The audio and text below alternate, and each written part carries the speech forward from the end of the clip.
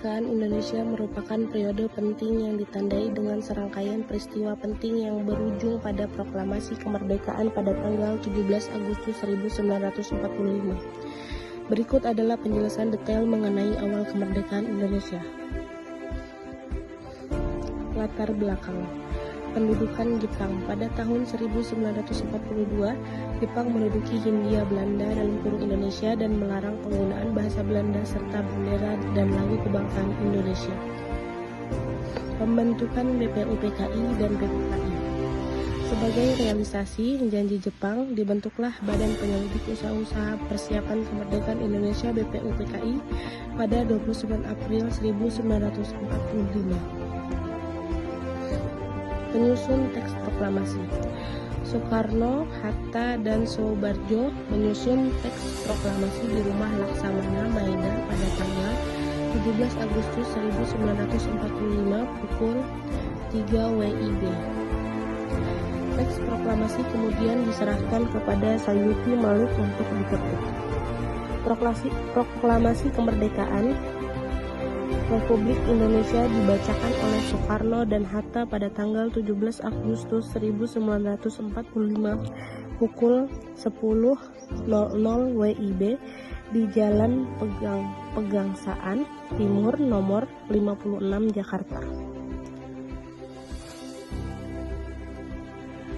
Proklamasi kemerdekaan menjadi tonggak sejarah bagi bangsa Indonesia untuk menentukan nasib sendiri dan membangun negara yang merdeka, bersatu, dan berdaulat. Republik Indonesia Serikat (RIS). Republik Indonesia Serikat (RIS) terbentuk pada 27 Desember 1949 sebagai hasil konferensi meja bundar (KMB) di Den Haag, Belanda. KMB diadakan untuk menyelesaikan konflik antara Indonesia dan Belanda setelah proklamasi kemerdekaan Indonesia pada 17 Agustus 1945.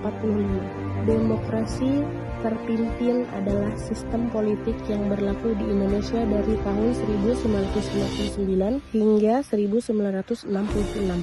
Sistem ini dicetuskan oleh Presiden Soekarno sebagai upaya untuk menciptakan stabilitas politik. Orde Baru adalah sebutan untuk masa pemerintah Presiden Soeharto di Indonesia yang berlangsung dari tahun 1966 hingga 1998. Orde Baru menggantikan Orde Lama yang dipimpin oleh Presiden Soekarno. Reformasi adalah perubahan drastis untuk perbaikan dalam bidang sosial, politik, atau agama dalam suatu masyarakat atau negara.